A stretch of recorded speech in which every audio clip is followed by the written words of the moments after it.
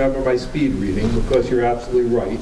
I'm going to take my 3-week speech, my filibuster, and try to do it in 20 minutes, which is good. So I'm going to be talking a little bit about my company, eWay Direct, and some of the things we've gone through. And I want to just create a little bit of context around it for you, because what I'm going to be doing here is taking you something in 15, 20 minutes.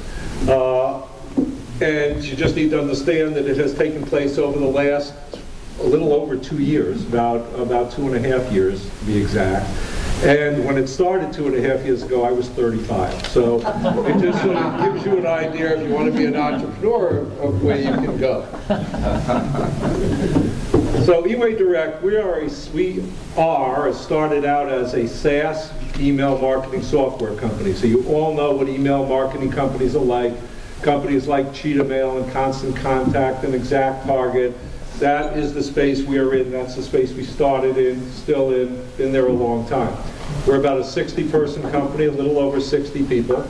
And for 5 years, as we grew the company, we were growing over 20% a year. Self-funded company, no venture capital behind us, built a thing profitable, and really a really great long-term customer base, most of whom we still have. And terrific customers, brands you know, brands you love and use. And then, about a little over 2 years ago, 2.5 years ago, as you also probably know, the market just became overwhelmed with competition. And most of that competition was venture-backed. There was a huge amount of money coming in. I'd say we went from 3 years ago having a solid 12 to 20 competitors to probably having about 1,000 now, just to give you an idea. Most of whom were really well backed. And again, we're profitable, small, but not backed, not venture, which was a decision we made, right or wrong. So pricing became commoditized, which means that pricing went down up to 75% across the market. And the well-funded companies were able to monopolize the marketing channels. So even reaching your prospects and reaching your target audience became quite a challenge, because your $20,000 a month budget is competing with $1 million a month budgets from some of these other companies. And so after all those years of growth, our revenue dropped 30% in less than a year. Not from losing companies, not from having bad technology, not from losing customers, but almost entirely based on the push down in the pricing and the inability to really go out there and attack the market. So what we did, and pivot's the words, you have to have pivot in a presentation. So basically we pivoted on a dime, and that dime was as big as about 2 years. So it wasn't really a dime.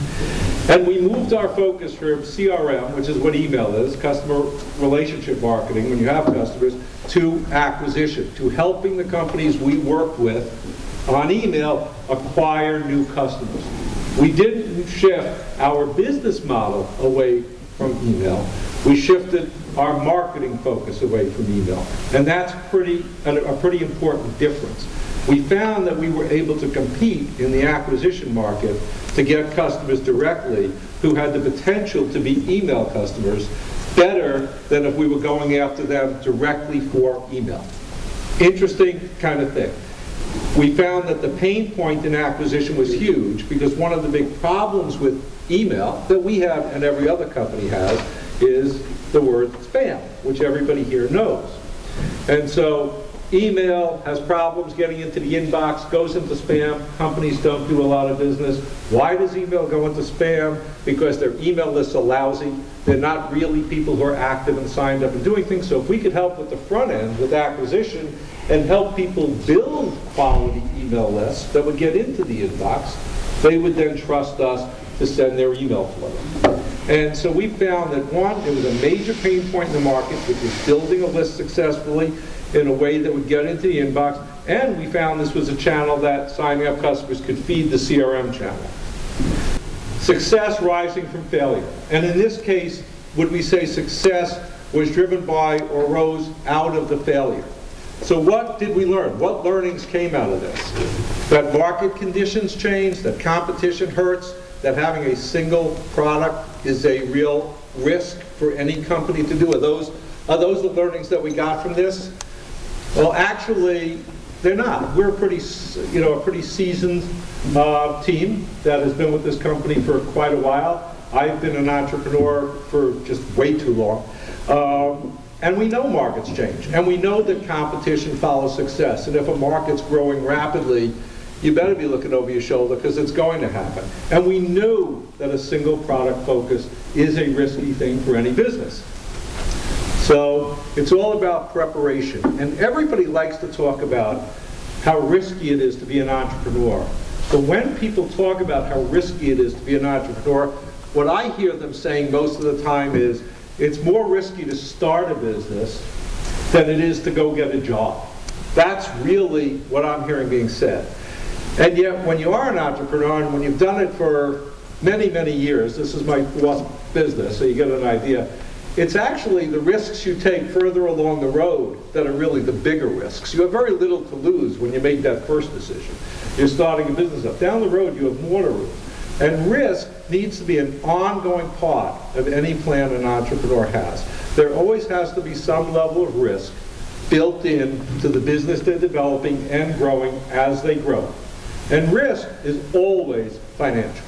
You can say anything else you want about it, but at the end of the day, risk is financial. And one of the reasons bigger companies and well-funded companies often do better is because they have more money to take more risks. So smaller companies with less money have to take less risks. Less risk, less opportunities. Risk drives preparation. So big risks are the one you take further down the road when you're having success. And it's harder now because you have more to lose. Oh, this is working great. Why should I take another risk? But you have to do that because you will hit bumps in the road. Fourth business I've been in, and I've never had one that there wasn't some point along the line when it was, oh my God, the world's coming to an end, Chicken Little, where are you? And so you need to, it's financial, you need to spend dollars on risk all along the way. You need to have some piece of your budget being spent on risk. And the amount you have will drive the number of risks you can take. So what really happened? What's the real story here? Great core product, great company, high margins, demand, satisfied companies, 20%, over 20% a year for 5 consecutive years of growth. But we always spent money to explore alternative product options, always. From day one, here was our product, and over there in the corner we have this little incubator going where we're developing little products. And most of the products we were developing were things that came to us from customers we were working with.